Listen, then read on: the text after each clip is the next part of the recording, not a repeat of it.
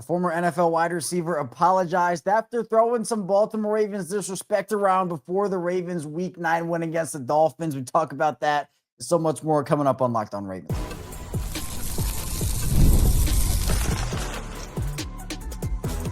You are Locked On Ravens, your daily Baltimore Ravens podcast. Part of the Locked On Podcast Network, your team every day. You are Locked On Ravens. Welcome into the show. I'm your host, Kevin Oestreicher of Ravens Wire, here with you on the Locked On Podcast Network, your team every day. Thanks so much for being here today and making Locked On Ravens your first listen of the day and a part of your day in general. And thank you out there to all the everydayers, the first-time listeners, and if you're somewhere in the middle, thank you as well. We have 5 days a week plus more of daily Ravens coverage here for you. And we have a jam-packed episode today on this double holiday. It's Halloween, so happy Halloween. And it's Victory Friday. That's always a holiday over here on Locked On Ravens. The Ravens beat up on the Dolphins in week number 9, 28-6. We're going to talk about in the first part of the show a former NFL wide receiver apologizing after taking the Dolphins in this game and throwing some Baltimore Ravens disrespect around. He apologized to the fan base, and we'll dive into what he had to say about the Ravens in this game in general, plus what he even apologized for. But we'll talk about what his take on the game was and Lamar Jackson, etc. Then in the second part of the show, Zay Flowers, he got confident after this Ravens win against the Dolphins. I think he should. And, the team should be feeling good about themselves right now after a couple of big wins. Still a lot of work to do. But we'll talk about what Zay had to say. And then finally, we'll just look ahead, do a little Ravens and Dolphins general recap as well, which, we always like to do here on Locked On Ravens. So we'll dive into all of that as well, because look, it's not just looking ahead for the season and looking at the game in general, but a lot of people are wondering what this team is going to do when it comes to the trade deadline coming up on Tuesday. Now the Ravens have a lot of opportunity to sit back and make that their focus for the next couple of days. Want to tell everybody that today's episode of Locked On Ravens, and this episode is brought to you by Mazda. Like our players, we sweat every detail because when you make every move count, pulling off the unexpected is only the beginning. Stay tuned later for highlights in this week's Moving the Game Forward. Mazda, move and be moved. Well, Chad Johnson, formerly known as Chad Ochocinco and formerly known as Chad Johnson, he ended up going on. He and Shannon Sharp, former Ravens tight end and Broncos tight end, they have a show together called Nightcap, and they reacted to this game. Now, if you didn't know, on social media, on Twitter, Chad Johnson was getting into it. Not necessarily getting into it, but he was talking like some trash about the Ravens. And, he picked the Dolphins to win this game. And that in itself was not necessarily the trash talk or anything. Like, if you want to pick the Dolphins, you can pick the Dolphins. Like, it's fine. But, a lot of people are challenging him on that. He was very much so like heavy on the Dolphins here. He was posting GIFs and memes and the whole 9 yards, and Ravens fans were letting him have it. And he and Dan Orlovsky were putting things up on it and, making sure that, because Orlovsky was in on Baltimore, and Chad Johnson said not happening with the GIF of Tua. And then there was even this prompt that was, would you rather be given $100,000 right now or have 50 chances to score on Primary Lewis in the open field for $20 million?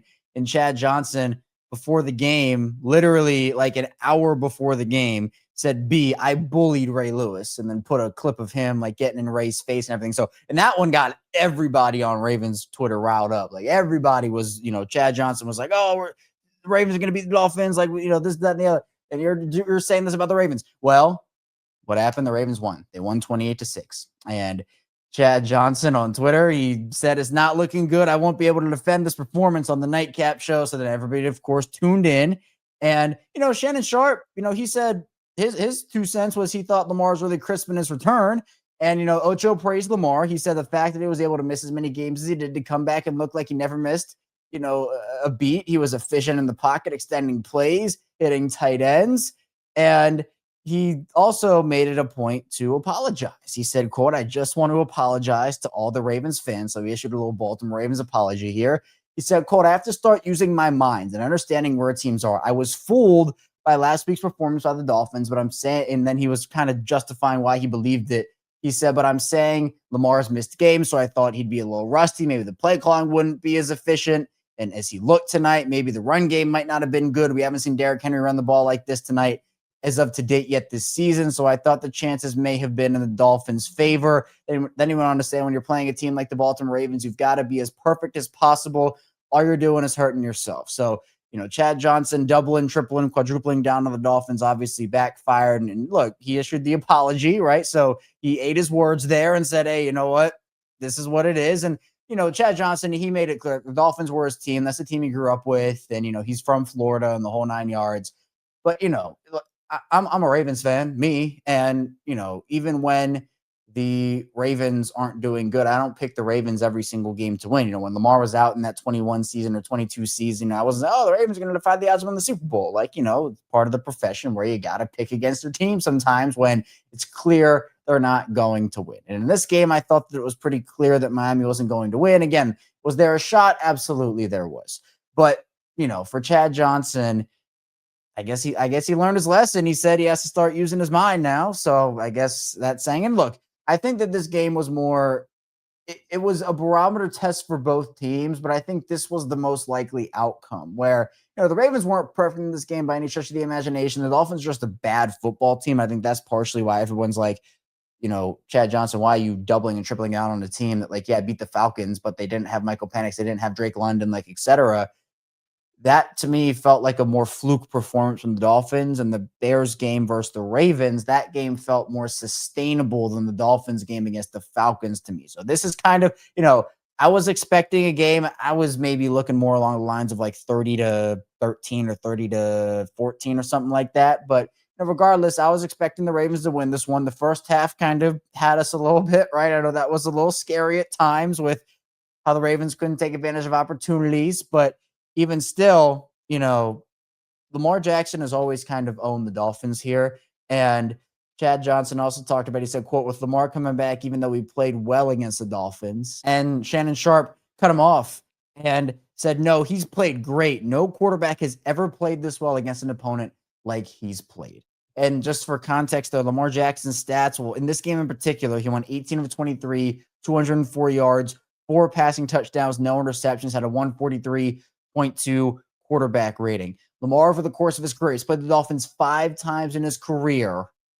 He has 1,405 yards, 18 touchdowns, and 1 interception in those 5 games. 142.9 rating combined. He's had 2 perfect passer rating games against the Dolphins, and 2 of them have come close. Obviously, the one in 2021, we don't talk about that game on Thursday night in Miami back all those years ago.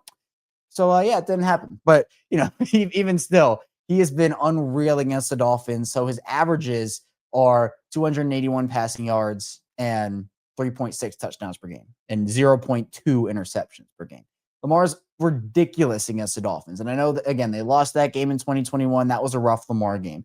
They lost the game in 2022 also. But that was more the defense blowing that lead and, some offensive sputtering towards the end. And Lamar played bad the whole game. He didn't. So even with Lamar coming back, he was definitely a little rusty early. He admitted as such during his availability after the game, which is fine. I mean, he was just shaking the rust off, and that's what we talked about during the watch along and during the instant reaction show and even the squad show.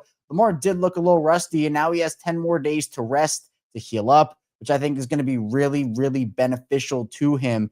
Is, you now have 2 of these mini buys, right? The one after this week, and then you have the one after Thanksgiving. So, just Week 7's an early bye, not the earliest, but it's an early bye. You need to have the ability to rest up a little bit and not have to go through the grind of a full season from Week 7 on. The Ravens will have a couple of these mini buys to break things up, which I think is really, really good. But, I thought that, I agree with Shannon Sharp. Lamar was crisp, not everything went his way, but even when he was forced to tuck and run a little bit, he was able to get out into space and make something happen. It's not like he, ran the ball all over the field, but you could tell that he was trying to work his way back into things, which is okay. I wasn't expecting Lamar to come out there and just boom, boom, boom, just go all over the field. I've said that a common misconception with guys who are coming off of injuries is they can be healthy enough and feel healthy enough to play, but sometimes players just need time to figure it out. I felt that's kind of what happened with Lamar Jackson, where, there were some plays where it's he might be a little hesitant here or, a little apprehensive. But I think overall, you can't complain about 18 for 23 for 204 and 4 touchdowns. He was dotting guys up. He had that one throw to Zay Flowers in the middle of 2 guys,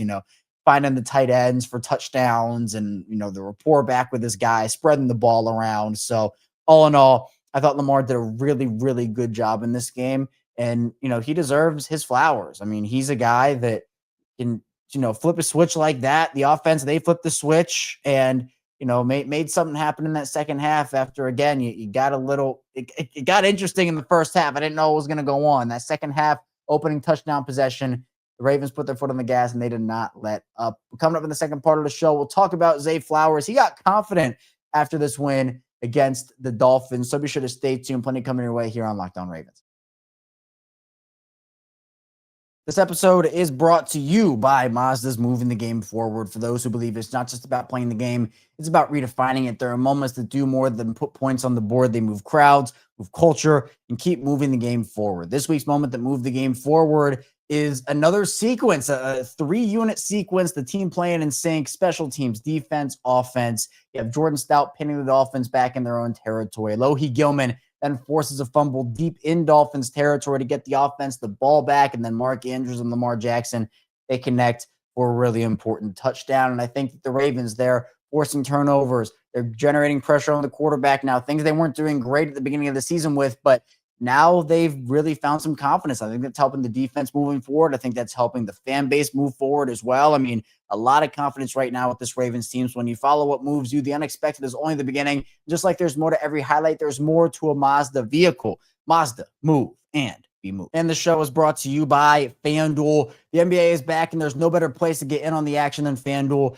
the official sports betting partner of the NBA. Even if you missed the start of the game or want to ride the hot hand, FanDuel has live bets on everything from who will score next to fourth quarter comebacks. Plus, you can even combine your live bets into a same-game parlay for a shot at a bigger payout. It keeps every game exciting, especially when your team is making that late push. And for me in the NBA, I'm a Nuggets guy. I'm a huge Nuggets guy, and right now over on FanDuel, when looking at the NBA championship odds, the Nuggets are second at plus 650, tied with the Cleveland Cavaliers.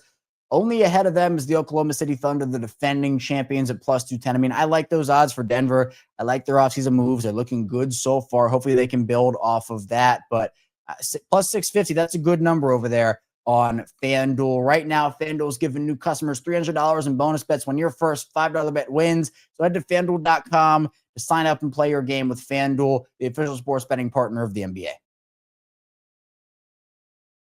Moving along on Locked On Ravens, Kevin Oestreicher still here with you on this Victory Friday and Halloween, a Halloween Victory Friday. So, it's a double holiday here. Of course, we celebrate Victory Fridays here as a holiday on Locked On Ravens. Thanks so much for being here. We have you covered with 5 days a week plus more of daily Ravens coverage. And we have so many great things, so many great communities here, both video form and audio form. Obviously, we have the regular show Monday through Friday, but we also have bonus episodes on the weekend when the headlines permit, and I'm sure we'll have some stuff to talk about this weekend. We also do the Locked On Ravens watch-alongs, which we had last night, reacting to every single play live. We also do instant reaction shows after games and after pieces of big news. Plus, Locked On Ravens squad show is twice a week with myself, Sam Njoku, and former Ravens receiver Kadri Ismail. So be sure, again, to hit the like and subscribe button in video form and audio form for your daily Ravens coverage over here. But let's talk about a little bit. We'll finish up our conversation about Lamar Jackson because there are some other things I want to dive into with him. But then Zay Flowers, he got confident about the Ravens after the win, which I honestly really liked from him. But just to round out the conversation about Lamar Jackson is one of one. I honestly missed over the course of this last month, people just tweeting out unreal stats about Lamar Jackson.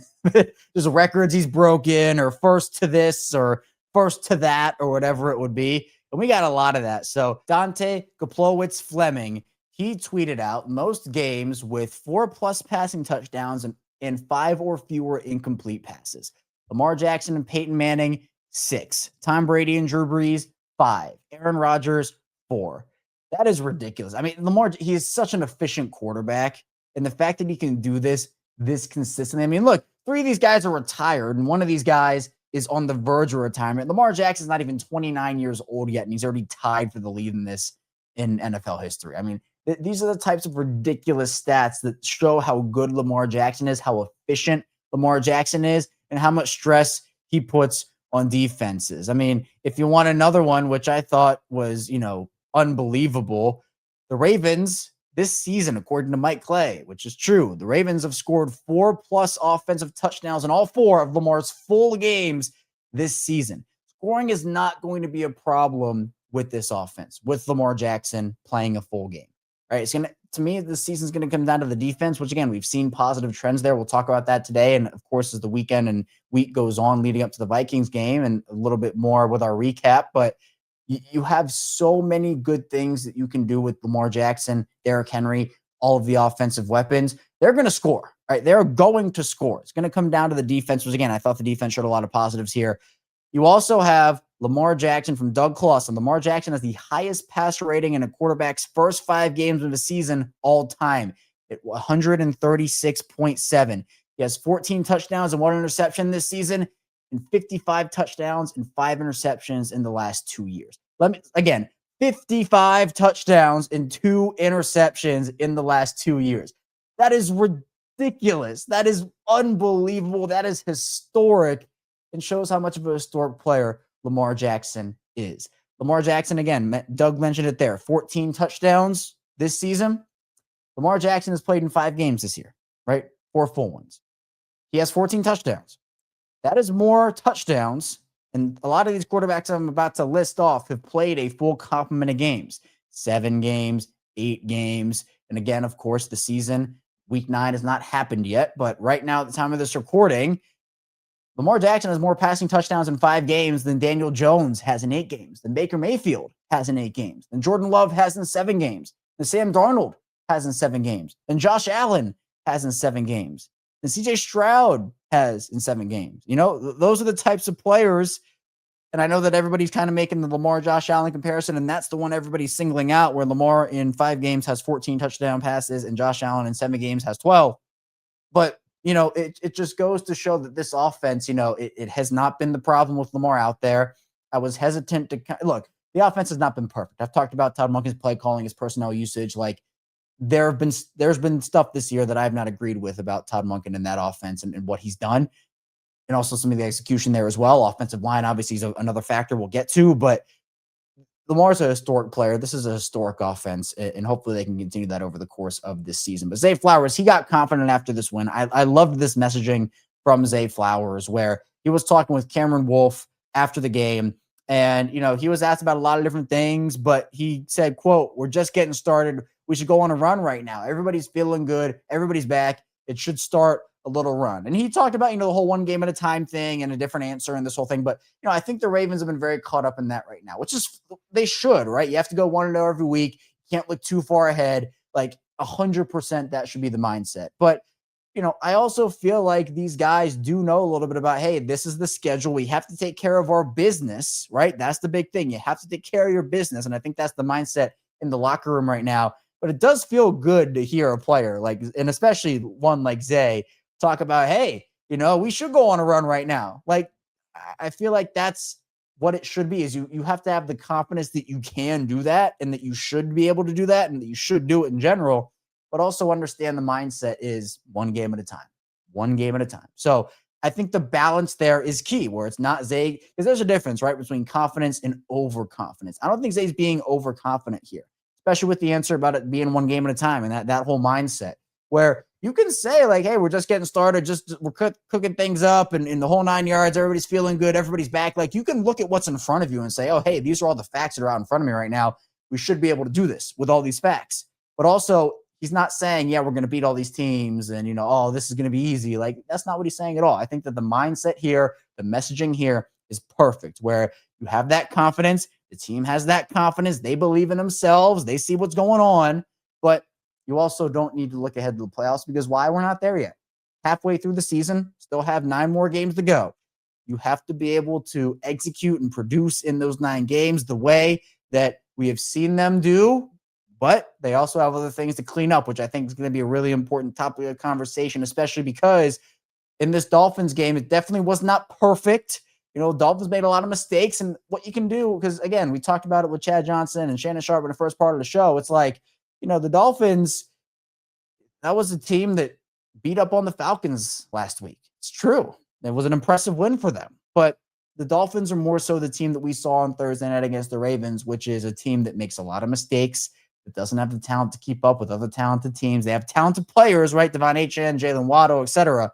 But the Ravens were just too much at the end of the day because the Dolphins couldn't really get out of their own way, and the Ravens took advantage of those opportunities. So coming up in the final part of the show, we'll dive into that a little bit. We'll do a little Ravens and Dolphins recap. We'll also look ahead to the trade deadline because I know that people are really excited about the potential moves that Baltimore can make. And guess what? I'm excited about them too. So stay tuned. We got a lot coming your way on Locked On Ravens.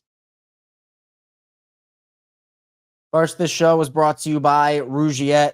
Let's be real, making excuses doesn't solve anything. We've all heard them before. It's just stress. I'm tired, or it happens to everyone sometimes.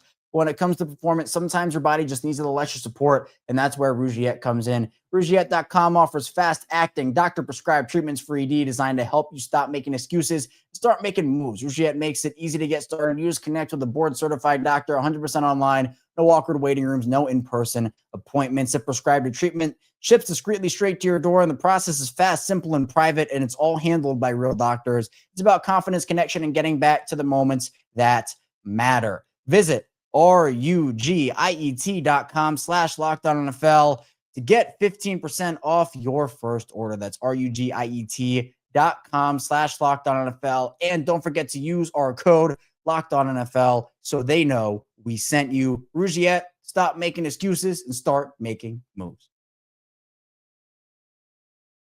Moving right along here on Locked On Ravens, Kevin Oestreicher still talking with you here with this Ravens victory against the Dolphins week number 9 that we get to celebrate here. And again, we get stress-free weekend of football. Ravens get the mini bye to rest and recover. I mean, everybody's winning, right? And the Ravens 3-5. 3-5 is a lot better than 1-5. And I mean, that was kind of the message it felt like, right? Is 3-5 is still not great, but it's a lot better than 1-5. So they just got to keep stacking, continuing on. We're going to have you covered here on Locked On Ravens. This is what we always do, right? Been doing this since 2019. This is actually episode 1,630 consecutively here from me. I've never missed an episode after starting up this show in 2019. So we have daily Ravens coverage for you without fail Monday through Friday, plus bonus episodes on the weekend and everything else we have with Ravens coverage that will come your way. So be sure if you have a friend or a family member who likes the Ravens, or you have someone who you're close to that wants the Ravens perspective on something, or someone else who wants the Ravens perspective on something, be sure to send them over here our way. And also you can follow me on social media, Twitter, Instagram, TikTok at KOstreicher34. Let's dive into this here. Let's do a little quick Ravens-Dolphins recap. We're going to just recap the game in general. We'll also look ahead to the trade deadline a little bit. Again, we mentioned it, 28-6. First half, though, it was 14-6. The Ravens pitched the shutout in the second half, but in the first half, there were some things that you're kind of wondering, this doesn't feel as good. Now, shout out to the Ravens for flipping the switch in the second half, and it was really a tale of two halves for this team. But the Ravens took advantage of the Dolphins' mistakes. We talked about that. The Dolphins had multiple huge penalties, one which should not have been a penalty, that tripping call. But, the turnovers the Ravens took advantage of, and they forced them themselves. But, also it was just weird plays from Tua at times and weird play calling and et cetera, et cetera. But we talked about Lamar Jackson. The Dolphins did a pretty good job of stopping Derrick Henry early in this game, and a lot of that had to do with the offensive line. The offensive line was getting no push, no anchor. You had Ronnie Stanley getting blown off the ball. Or you have Patrick Ricard getting pancaked himself. Pancake Bat got pancaked by Bradley Chubb. So, that it wasn't great offensive line-wise. They couldn't run to the left side effectively. The Dolphins also felt like they knew when the Ravens were running the ball. I think there was a little bit of predictability in there from Todd Monken's play calling, which has been a problem at times this season. It's felt like in the run game, the Ravens have been a little bit too easy to predict. Teams have been predicting those play calls from the Ravens at times where it just feels like there are 5 bodies swarming Derrick Henry, even if there is decent blocking up front. But the blocking continues to be an issue. The offensive line continues to be an issue. At this point, they've made it pretty clear they're not going to make a change. I know John Harbaugh has said everything's on the table, but the time to make a change was during the bye. They didn't do that. I guess now they have a mini bye, but they're probably not going to change anything after a win. So, as much as I've come on here and said that Falele and/or Voorhees should be moved on from at the starting spots or whatnot, unless they make a trade, feels like that's not going to happen. But, Henry still put together 19 carries for 119 yards. Keaton Mitchell got 4 carries for 11, so not as gaudy of a stat line this week as opposed to last week. But I mentioned I liked how Lamar spread the ball around. Zay Flowers still led the team in targets and receptions and yards, 5 for 64 on 5 targets. But the tight ends, what a great tight end game in this one. Likely 3 for 60, had a huge 35-yard catch early in this game. Charlie Colder, 2 for 23 and a score. He was massive. Mark Andrews, 2 catches for 2 touchdowns. I mean, Mark was a great Mark game here. And that Lamar to Mark connection was definitely back. Other than that, though, nothing too crazy. Rashod Bateman, 2 for 13. He had a touchdown. He also got an unsportsmanlike penalty for arguing with the refs after a non-call. And, he looked to stop running that route to argue with the refs. So that wasn't great for him, but he still scored a touchdown. But I want to talk about the defense here for a second. Just seriously, I cannot say enough good things about this defense, enough good things about the way the Ravens are utilizing Kyle Hamilton. The Ravens had 3 outside linebackers active again in this one, but the Ravens are using Kyle Hamilton in that role. He is so quick off the edge. Teams are going to have to adjust to this and probably send a guy at him just specifically to slow him down. But the Ravens being so much more aggressive as a blitzing team and essentially saying, we're not going to let you sit back and just pick us apart. We're going to bring the pressure to you and make you make a decision. And so far for Caleb Williams and Tua Tagovailoa, it's been a very difficult day for them at the office when they've had to do that. So I applaud Zach Orr. I applaud the changes the Ravens have made defensively because they essentially have said, we're done with this. We are going to dictate our defensive feature. And look, when you blitz as much as they do, which it's a lot. I'm curious to see the pressure numbers after week 9 when all the teams play and everything comes out. But, there are going to be some plays where the way to combat blitzing is the short passing game. And I think the Ravens have done a pretty good job at that. But there have been some plays that have leaked out at times. And we've also seen a lot of solid one-on-one tackling, like Roquan Smith, Malaki Starks had great tackles in this game. But there's also been some missed tackles too. Alohi Gilman has a huge missed tackling problem. And again, shout out to Alohi for the way that he's come in and helped Hamilton move around and been a solid player for him. He forced a turnover early in the game here for the Ravens, which was huge. But, he does miss a lot of tackles, it feels like, which hasn't been great. Teddy Buchanan's been awesome. AFC Rookie of the Month, which has been, huge honor for Teddy. Shout out to Teddy for doing that. But he was involved on a lot of turnovers. I mean, he was involved in both fumbles, and he just feels like he's really getting a feel for the game in this one. But where this game was won for the Ravens was a couple of areas. One, the Ravens went 3 for 3 in the red zone. The Dolphins went 0 for 3. That was huge. 2, obviously the turnovers, with Malaki Starks getting his first career pick. Shout out to Malaki, plus the other 2 fumbles. That was massive as well. And I think another one is that on 3rd down, the Dolphins went 2 for 12. And while the Dolphins did go 2 for 3 on 4th down, that's something the defense has to get better at. They haven't been great in 4th down situations this season. Still, the Ravens were able to stop the Dolphins and didn't let them extend their drives for the most part in this game. So a really solid game here for the Ravens in general. You got a couple of guys getting sacks too. Mike Green had half a sack. Travis Jones, he had half a sack. Also, Brent Urban and David Ajabo, half a sack each. So 2 sacks on the day for Baltimore. That was huge. But you know what? There might be a couple of Dolphins that could be teammates of these guys in a couple of days. Patrick Ricard got pancaked by Bradley Chubb, and maybe Bradley Chubb will be a member of this team by Tuesday. There are a lot of solid defensive linemen on that Dolphins team. The Ravens should make a couple of moves here. They should, where I think that they need to make one move on the offensive line and one move on the defensive line. And, you could see, is it a Zach Sealer? Is it a Jalen Phillips? Is it a Judon potentially? You can go to Arizona for Calais Campbell, maybe the Jets with Jermaine Johnson, or if Will McDonald is available. Quentin Williams on the interior, Dexter Lawrence, Kayvon Thibodeau. Like, there are so many guys that you could bring in to help this team. I think the Ravens make at least one move. My prediction is 2. I'd love for 3, but I don't think that's super realistic right now. But now Eric DeCosta has the opportunity to go out there and just kind of focus on this, right? There's no game coming up on Sunday.